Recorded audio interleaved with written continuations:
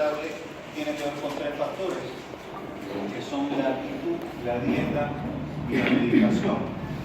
El último consenso de Roma se separó el tratamiento del intestino irritable basado en el síntoma dominante y así indicó medicación para el síndrome de intestino irritable con predominio de dolor, con predominio de diarrea y con predominio de constipación.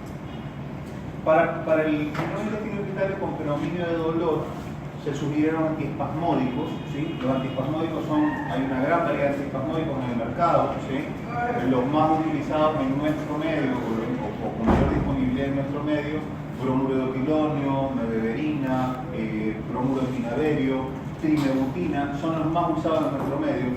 Ustedes deben recordarlos con nombres comerciales como Pinavix, Espasmomen, Debilidad, Dicetel, Dupatalin. Son medicaciones que se toman durante mucho tiempo, ¿sí? que se han utilizado durante muchísimo tiempo para el manejo de pacientes con intestino irritable, que si bien pues sirven para regular el movimiento del intestino, se utilizan de manera principal para el dolor.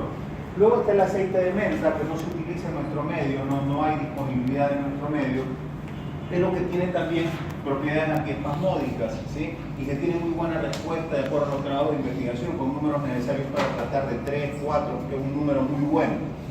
Luego están los antidepresivos y con mejor respuesta los antidepresivos tricíclicos, ¿sí? Que los inhibidores de recaptación de serotonina. Y luego hay otros fármacos, ¿sí? Básicamente la lubiprostol y la linaclotida, que mejoran el dolor abdominal, pero que ya habíamos hablado de estos fármacos cuando hablamos de constipación y habíamos dicho que sirven para el síndrome de intestino irritable con constipación, ¿sí? Por otra parte está el alocetrón. El alocetrón es un antagonista de receptores tipo 3 de serotonina. El alocetrón es un fármaco que siempre tuvo muy buen resultado, los pacientes que utilizaban esto tenían marcada eficacia, ¿sí? En cuanto a mejoría de dolor abdominal y mejoría de diarrea. De hecho, como vamos a ver más adelante, se indica en pacientes con síndrome de intestino irritable con diarrea. El problema del alocetrón no es su eficacia como droga, sino sus efectos adversos. Cerca del 2% de los pacientes que utilizan alocetrón desarrollan colitis isquémicas, que es un efecto adverso bastante grave.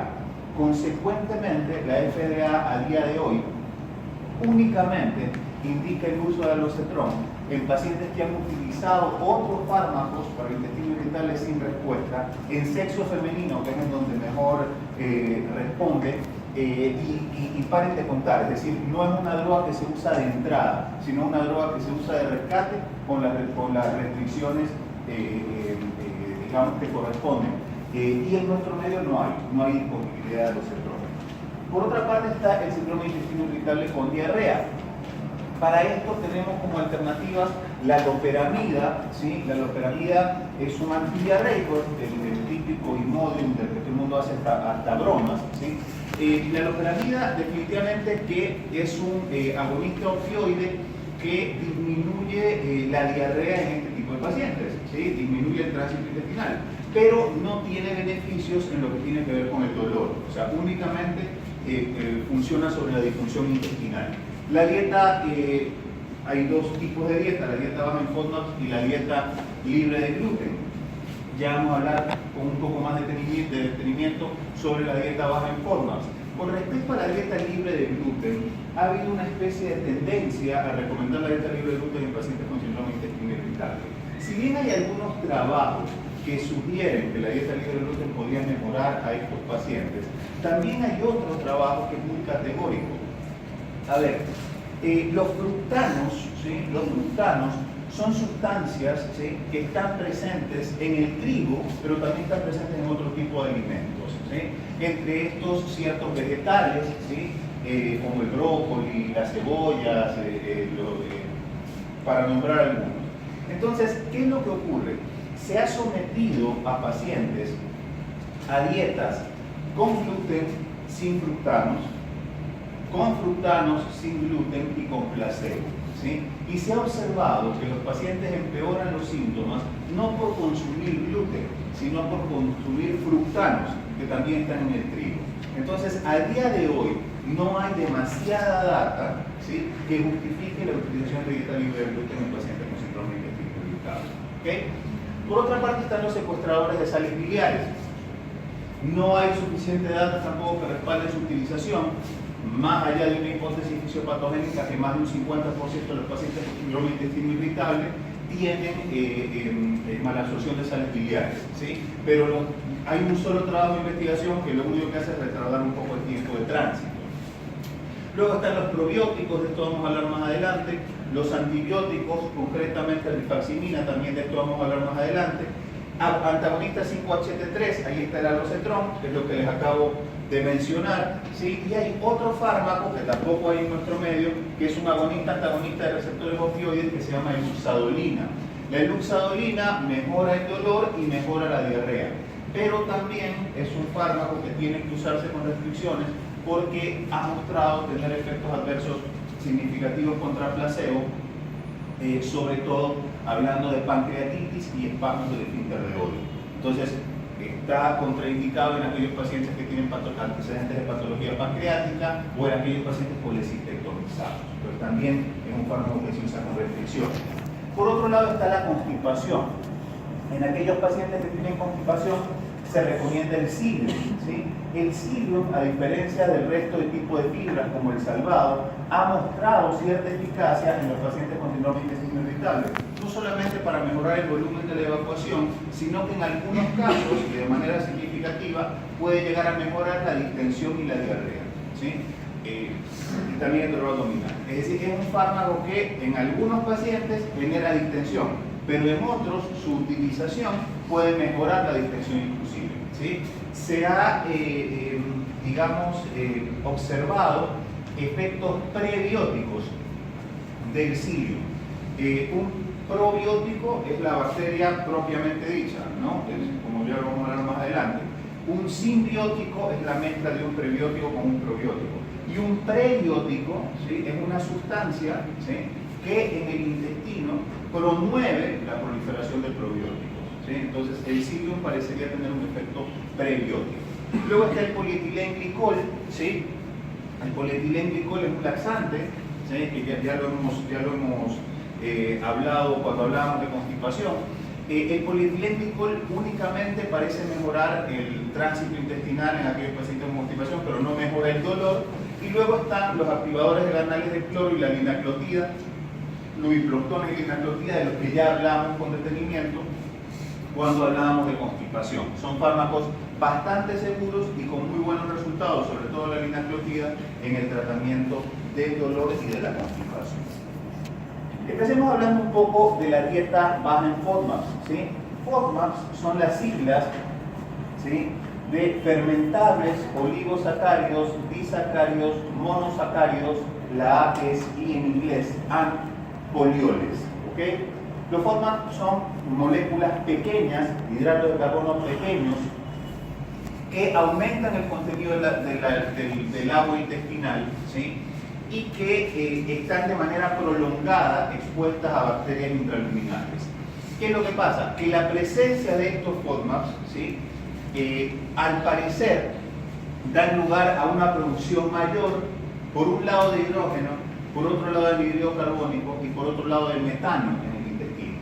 Y la presencia de estos gases se ha relacionado directamente, ¿sí?, con la aparición de síntomas como dolor y distensión, ¿sí? El metano, por ejemplo, es un gas que se asocia mucho al estreñimiento. La flora metanogénica, como se llamaba antes, es una flora que se asocia a pacientes con constipación. Pero más allá de eso, estas sustancias, al producir estos gases, incrementan la distensión y el dolor abdominal. Fíjense la cantidad de alimentos que están involucrados en esto, ¿no? Cuando hablamos de oligosacáridos nos referimos a fructanos y galacto-oligosacáridos. Ahí, por ejemplo, está el trigo, ¿sí?, la cebada, el centeno, alcachofas, granos como lentejas, legumbres. Hablando de disacáridos está la lactosa con sus derivados, ¿sí?, monosacáridos, la fructosa libre, que está en algunas frutas, manzanas, peras, mangos, cerezas, Y los folioles, que son los alcoholes de los hidratos de carbono, que están también en las manzanas, en las peras, en los champiñones. ¿Okay? Entonces, como ven, no es una dieta fácil de hacer, ¿sí? Habitualmente se da esta dieta un mes o 2 meses y luego se va retirando gradualmente. Los resultados de esta dieta son ampliamente significativos. Se estima que aproximadamente un 60% de los pacientes que utilizan dieta baja en FODMAPs mejoran los síntomas de intestino irritable. ¿Okay? Por otro lado están los antiespasmódicos. Como les decía hace un momento, los antiespasmódicos, si bien los estudios que se utilizan para esto no son metodológicamente, digamos, muy completos, ¿sí? El NNT de los antiespasmódicos es en promedio de 5, que es bastante bueno, es decir, necesita tratar 5 para mejorar 1. Hay antiespasmódicos que actúan directamente sobre el músculo liso y hay otros antiespasmódicos que tienen propiedades directamente anticolinérgicas. En nuestro medio, los más utilizados son aquellos que actúan directamente sobre el músculo liso. Fíjense aquí, les voy a mostrar este metaanálisis. Este es un metaanálisis hecho en México. ¿Por qué hecho en México? Porque generalmente estos antiespasmódicos no se comercializan en los Estados Unidos, ¿sí? Entonces, es muy difícil encontrar un metaanálisis porque ellos no tienen este tipo de fármacos. En México, en Europa, sí se comercializa este tipo de productos, ¿no? Entonces, este es un metaanálisis mexicano, fíjense, con los antiespasmódicos, los que usamos aquí, y se ve diferencia estadísticamente significativa en cuanto a alivio de dolor, en cuanto a mejoría de distensión, mejoría global de síntomas, y esto, que es un tema muy importante, no hay diferencia estadísticamente significativa en cuanto a efectos adversos. ¿Okay? Hablemos ahora de la microbiota intestinal, que es un tema fundamental a día de hoy en cuanto al tratamiento de no solamente el síndrome de intestino irritable, sino de los trastornos funcionales digestivos. Estamos hablando de que en el intestino humano hay más de 600.000 genes, lo cual se llama microbioma, ¿sí? Cuando hablamos de microbiota, nos referimos a las bacterias propiamente dichas, ¿sí?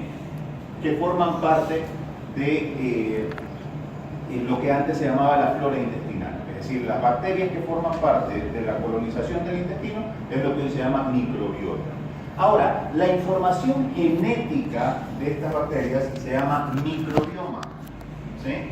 Y los productos metabólicos, como consecuencia de la acción de estas bacterias sobre determinado sustrato o alimentos, ¿sí? Se llama metaboloma. Para fines prácticos, es justamente este metaboloma el que produce los síntomas. ¿Estamos de acuerdo? Hay determinada bacteria que es más beneficiosa porque tiene un determinado producto metabólico más favorable, ¿ok? Pero es el metaboloma lo que viene a causar los síntomas, ¿sí? Y lo otro es lo que se llama metagenoma. El metagenoma es la relación que hay entre la bacteria, o sea, el microbioma, y la información genética del huésped, o sea, del ser humano, ¿sí? Todos estos son conceptos con los que hay que manejarse. Hay entre 40 y 100 trillones de bacterias en el intestino, ¿okay? El 90% de estas bacterias están repartidas en 2 filas, en 2 filotipos, 2 filums, dicho de alguna manera, P-H-Y-L-U-M, ¿okay? Estos son los firmicutes y los bacteroidetes, ¿okay? Cerca del 10% restante, ¿sí? Está repartido en otros 2 grupos, que son las actinobacterias y las proteobacterias, ¿okay? Y luego hay un porcentaje ínfimo de Verrucomicrobia y Fusobacteria. Pero fíjense, el 90% de las bacterias, ¿sí? Del intestino está repartida en estos 2 filos, firmicutes y bacteroidetes, ¿okay? Ahora, la microbiota intestinal se altera. Esta alteración de la microbiota intestinal se llama disbiosis, ¿sí? Una eubiosis sería el equilibrio de las bacterias del intestino. Una disbiosis es una desregulación de estas bacterias del intestino, un desequilibrio de las bacterias del intestino. Y hay factores involucrados en la disbiosis, ¿sí? Por un lado está la dieta, acabamos nomás de hablar de FODMAPs, ¿sí? Evidentemente los FODMAPs promueven la aparición de determinadas bacterias que sabemos que no son las idóneas porque producen un metaboloma que no es amigable para aquellos pacientes que tienen intestino irritable. Luego se ha visto, como me parece que se los he mencionado en alguna otra clase, que el estrés, ¿sí?, está vinculado con alteraciones en el microbioma intestinal, ¿sí? Pacientes estresados tienen un tipo de bacterias, pacientes no estresados tienen otro tipo de bacterias. Por lógica, las infecciones alteran el microbioma intestinal, porque las infecciones también son por patógenos, ¿sí? Entonces, estas bacterias patógenas desequilibran las bacterias que están viviendo normalmente ahí, ¿ok? Lo otro es la edad, ¿sí?, y el tipo de nacimiento, ¿sí? Se ha observado, por ejemplo, que aquellos pacientes o aquellos niños que nacen por partos normales, ¿sí?, tienen una microbiota mucho más rica que aquellos pacientes que nacen por cesárea. Y también se ha observado que conforme van pasando los años, cambia la microbiota intestinal. Por ejemplo, los niños son ricos en bifidobacterias, ¿sí?, y esas bifidobacterias, que son muy beneficiosas, se van perdiendo conforme van pasando los años. La zona geográfica también hace cambiar fundamentalmente la microbiota. Hay países, zonas, continentes que tienen mayor porcentaje, por ejemplo, de Firmicutes contra bacteroidetes, o mayor porcentaje de proteobacterias contra actinobacterias, ¿sí? Y por otro lado está el uso de antibióticos. Recuerden que los antibióticos, ¿sí?, son como si yo entro aquí en este lugar y tiro un gas lacrimógeno, ¿sí? Yo quiero que salga, a lo mejor tiro el gas lacrimógeno para que salga de la clase el que jode, ¿me explico? Pues no va a salir el que jode, va a salir todos, ¿me explico? Entonces es lo mismo que pasa, y se ríe el que más jode, pero no está jodiendo, está entendiendo, ¿sí? Entonces, sería lo mismo que ocurre con los antibióticos en el intestino, ¿no? Si yo tiro un antibiótico, probablemente el antibiótico lo estoy tirando para eliminar un patógeno, pero ese antibiótico va a afectar a toda la microbiota intestinal, produciendo una disbiosis, ¿ok? Entiendo que quizás estos son conceptos, no sé si son conceptos que ustedes han manejado antes, pero en todo caso son conceptos que estoy seguro que van a manejar después, porque el desequilibrio de la microbiota intestinal no solamente está involucrado con el síndrome de intestino irritable y con patologías digestivas. El desequilibrio de la microbiota intestinal se relaciona con cosas tan distantes como, por ejemplo, la obesidad, con la esteatosis hepática, con el autismo, con la depresión, con alteraciones cardiovasculares por daño endotelial. Es decir, todo esto, ¿sí?, hay muchas cosas que probablemente en un futuro se traten únicamente estabilizando la microbiota intestinal. Luego, evidentemente que hay pacientes, ¿sí?, que tienen síndrome de intestino irritable y que en teoría deberían tener un tipo de microbiota, y hay otros pacientes que no, ¿ok? Y que deberían tener una microbiota mucho más amigable, ¿sí? ¿Qué es lo que se piensa?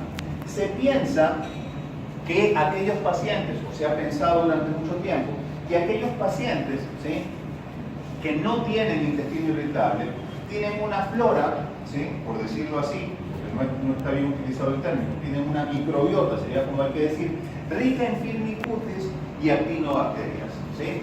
Las actinobacterias, por ejemplo, a la cabeza las bifidobacterias, ¿sí?, como el Bifidobacterium infantis o el Lactobacillus, digamos, ¿no?, que sería un Firmicute, ¿ok? Y en cambio, aquellos pacientes que tienen síndrome de intestino irritable son más ricos en bacteroidetes y en proteobacterias, ¿ok? Sin embargo, esto no es del todo claro. Hay un trabajo de investigación reciente, del año pasado, digamos, que observó distintas poblaciones, ¿sí?, distintas poblaciones de microbiotas intestinales en pacientes con síndrome de intestino irritable. Y se observaba que había poblaciones o estudios en los cuales en el intestino irritable predominaban los Firmicutes contra los bacteroidetes, pero había otros en los que los bacteroidetes eran más, ¿sí? Es decir, no era tan clara esta mayoría de determinada fila sobre otra, ¿sí? Entonces, ¿qué es lo que parece ser? Que no es una cuestión de fila, ¿sí?, o de filum, sino una cuestión de bacterias específicas, que hay determinadas bacterias, independientemente del filotipo de la bacteria que están implicadas con bienestar o con malestar intestinal. ¿Okay? Fíjense, por ejemplo, lo que puede ocurrir aquí. Esto es un trabajo de investigación, ¿sí?, que habla de la presencia o dominancia de determinados filos, ¿sí?, en relación con salud o enfermedad intestinal. Fíjense aquí, por ejemplo, aquí está en azul el intestino irritable, en anaranjado otros trastornos intestinales y en verde pacientes asintomáticos. Y fíjense aquí, en los pacientes asintomáticos predominan los firmicutes, que es lo más probable, ¿sí? Y en cambio están bajos los bacteroidetes. Los bacteroidetes parecen estar más altos en aquellos pacientes con intestino irritable o con otros trastornos digestivos, ¿no? Esto es lo mismo, pero especificado. El Fecalibacterium es un firmicute y el bacteroide es un bacteroide. ¿Okay? Sin embargo, esto cambia dramáticamente únicamente por la presencia de parásitos intestinales. ¿Sí? Únicamente por la presencia de parásitos intestinales ya cambia esto. De allí que si una persona no tiene síntomas, ¿sí?, por ejemplo, alguien una cosa es alguien que tiene una colitis ameliana, por ejemplo, ¿sí?, digamos, si una persona no tiene síntomas específicos, no conviene desparasitar por desparasitar, ¿sí?, porque si hay armonía en ese intestino y nosotros vamos a meter un antibiótico, podemos causar problemas en ese intestino. De ahí que no es casualidad que muchas personas dicen: yo estaba muy bien, pero tomé un tratamiento antiparasitario y empecé a sentirme mal. Evidentemente, porque en ese paciente que estaba en eubiosis, el antiparasitario generó una disbiosis. ¿Okay? Esto es más o menos en este trabajo el porcentaje, digamos, las bacterias más frecuentes que estaban en aquellos pacientes con intestino irritable o en aquellos pacientes sin intestino irritable. Y fíjense, en aquellos pacientes con intestino irritable la mayoría son bacteroidetes, pero hay un par de bacterias, ¿sí?, por ejemplo la Glautia, que es un firmicute, ¿sí?, es un firmicute, sin embargo está de manera importante en el paciente con intestino irritable. Y acá en cambio, en los pacientes sanos, ¿sí?, la mayor parte son firmicutes, pero está a la cabeza los bifidobacterias. Las bifidobacterias son actinobacterias, ¿sí?, pero que su presencia, al igual que los lactobacilos, porque los lactobacilos sí son firmicutes, parecerían ser los más involucrados con el bienestar intestinal. ¿Okay? Ahora, esto es más complejo de lo que parece, ¿sí? Ustedes dirán: bueno, pero si la mayoría de los firmicutes hacen bien y en cambio los bacteroidetes vienen mal, ¿por qué mejor no acomodamos todas las microbiota intestinales y a todos les ponemos firmicutes? Bueno, porque los firmicutes mejoran la salud intestinal y los síntomas en aquellos pacientes con intestino irritable. Pero también se ha visto, por ejemplo, que la presencia de firmicutes, ¿sí?, enlentecen el tránsito intestinal, y al enlentecer el tránsito intestinal aumentan la respuesta inmunitaria, aumentan la absorción de nutrientes y promueven obesidad y asma. Entonces, hay que hacer una fórmula específica para cada persona. Y no sé qué tan lejos estamos de esto, pero lo que sí les puedo decir es que vamos como que encaminándonos a esto. ¿Okay? Por otra parte, ¿sí?, y para terminar con esta cuestión más bien general, por otra parte, también se ha visto que aquellos pacientes que tienen microbiotas, digamos que aquellos pacientes que tienen intestino irritable, tienen menos patógenos y en mayor cantidad. ¿Ok? Es decir, una flora más rica en distintos patógenos es más sinónimo de bienestar intestinal en pacientes con intestino irritable. Fíjense, acá en cambio estamos repartidos en fundamentalmente 3 bacterias en este estudio, ¿sí? En cambio acá casi todas son bacterias diversas. Ahora, una vez que tenemos este preámbulo, ¿sí?, ¿de qué nos sirve esto o cómo utilizamos esta información para mejorar a los pacientes? ¿Sí? A través de estrategias que busquen la estabilización y la modulación de la microbiota intestinal. ¿Ok? Con la intención de corregir la disbiosis intestinal y mejorar los síntomas de enfermedades tanto gastrointestinales como sistémicas. ¿Sí? ¿Por qué? Porque hay fórmulas probióticas en la actualidad para pacientes con hígado graso, ¿sí? Porque hay trabajos en los cuales los probióticos mejoran significativamente el déficit de atención de pacientes con autismo, ¿sí? Para nombrar dos indicaciones fuera del intestino. Entonces, ¿cuáles son los esquemas más utilizados o las estrategias más utilizadas para modular la microbiota intestinal, aparte de la dieta de la que ya hablamos, que definitivamente tiene implicación en esto? La utilización de probióticos, prebióticos, simbióticos, que serían la combinación de probióticos y prebióticos, y antibióticos. Esos son los más utilizados. Luego hay uno que otro trabajo con posbióticos, ¿sí? Los posbióticos serían los productos metabólicos como concepto, o sea, originados por los probióticos, ¿sí? Por ejemplo, las bifidobacterias dan como resultado la presencia de ácidos grasos de cadena corta, y estos ácidos grasos de cadena corta están vinculados con bienestar intestinal. Entonces, utilización directa de ácidos grasos de cadena corta. Esos serían posbióticos, ¿sí? Y lo otro es el trasplante de microbiota fecal, que simplemente, como suena, trasplante de mierda. Eso es el trasplante de microbiota fecal. Es utilizar una microbiota fecal que es, desgraciadamente, es menos científico de lo que parece, ¿sí? Porque uno diría, bueno, vamos a escoger una mierda óptima para esta determinada persona, pero no es tan así. Es simplemente descartar ciertas cosas, descartar infecciones intestinales recientes, descartar enfermedades de otro tipo, descartar antecedentes genéticos de tal o cual cosa, ¿sí? Y una vez que está descartado eso, no es que estamos viendo qué es lo que tiene esa microbiota intestinal. Vamos a agarrar esa microbiota intestinal de una persona de salud que goza de buena salud intestinal, vamos a centrifugarla, vamos a prepararla en jeringuillas y vamos a administrarla a través de una colonoscopia.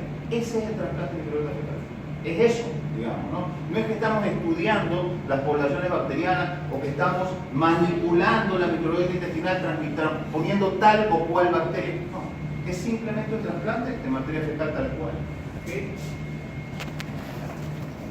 La primera alternativa que tenemos para esto es la rifaximina. La rifaximina es un antibiótico no absorbible. El 99% de la rifaximina llega al intestino igual que como entró. Y ahí es donde actúa. ¿De acuerdo?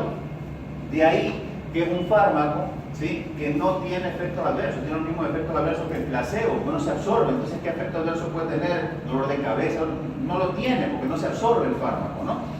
En el año 2015 se aprobó para el síndrome intestino irritable con diarrea en una dosis de 550 miligramos 3 veces al día durante 2 semanas. ¿Okay? La ventaja que tiene la rifaximina es que es un fármaco que cuando resulta bien, resulta cada vez mejor. Me explico mejor. No es un fármaco que genera resistencias, al mes está absolutamente barrido. Entonces uno con intervalo de un mes puede hacer nuevos pulsos de rifaximina en los pacientes. En general no se recomiendan al mes, se recomiendan cada 3 o cada 6 meses. Pero uno después de un mes podría volver a usar rifaximina sin riesgo de nada porque está totalmente barrido, ¿sí? Pero lo que sí se ha observado es que en aquellos pacientes que responden bien a la rifaximina, la respuesta es cada vez mejor. En aquellos que no respondieron inicialmente, por ahí no hay buena respuesta después. Pero si un paciente respondió a la rifaximina, cada vez que sigue usando rifaximina, la respuesta parece ser mejor. ¿Cuáles son los mecanismos de acción de la rifaximina? Disminuye la respuesta proinflamatoria del huésped a productos bacterianos, restablece la diversidad microbiana de la microbiota y tiene eficacia antibiótica contra el sobrecrecimiento bacteriano del intestino delgado. El sobrecrecimiento bacteriano del intestino delgado, como yo les había mencionado, está presente, de acuerdo a algunos estudios, hasta en un 80% de los pacientes con síndrome de intestino irritable. De allí que obviamente en aquellos pacientes la respuesta a la rifaximina es mejor, por lo cual no es para nada una estrategia descabellada. Al contrario, es algo que yo recién puedo hacer, porque recién puedo medir sobrecrecimiento bacteriano. Medir el porcentaje de sobrecrecimiento bacteriano en estos pacientes a través de aire expirado, puede ser una alternativa bastante certera para proyectarnos y predecir la buena respuesta que pueden tener estos pacientes a la rifaximina. Porque está claro que en aquellos pacientes que tienen sobrecrecimiento bacteriano intestinal en el contexto de un síndrome de intestino irritable, la respuesta a rifaximina es mejor que en aquellos pacientes, hay un metanálisis reciente de eso, es mejor que en aquellos pacientes que no tienen sobrecrecimiento bacteriano intestinal. Fíjense, este es un metaanálisis presentado en 2012 en el que se muestra diferencia estadísticamente significativa en cuanto a mejoría global de síntomas. Sin embargo, el NNT es de 10, un NNT bastante más amplio de lo que uno pensaría. ¿Okay? Lo mismo ocurre cuando hablamos de dolor abdominal con un NNT de 10 también. Y este es otro metaanálisis, ¿sí? Pero que utilizó los mismos trabajos de investigación, pero para medir otros parámetros. Y en este metaanálisis se observó la comparación de mejoría al final del tratamiento y al final de un periodo de seguimiento de 10 semanas. Y se observó que inclusive, ¿sí?, en cuanto a la distensión abdominal, la mejoría era mejor después del seguimiento que inclusive después de haber terminado el tratamiento. Es decir, uno puede blindar a estos pacientes más o menos 2 meses antes de hacer un nuevo curso de rifaximin. Esto es lo que les decía, en cuanto a efectos adversos, ¿sí?, no hay diferencia estadísticamente significativa contra placebo. Un fármaco bastante seguro y bastante noble. Luego están los prebióticos, ¿sí? Los prebióticos, como les decía, son ingredientes alimentarios no digeribles que cuando llegan al intestino promueven la proliferación de bacterias y consecuentemente, en función de los productos, ¿sí?, que valga la redundancia, que producen estas bacterias, los productos metabólicos, generan efectos antiinflamatorios, inhiben la adherencia de patógenos al epitelio y regeneran la mucosa intestinal.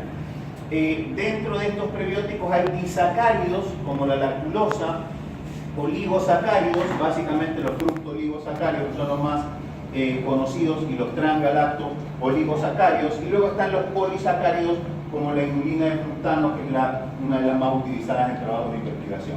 De allí, por ejemplo, que algo que no se sabía bien, uno decía, ¿por qué mejoran con lactulosa los pacientes que tienen encefalopatía hepática?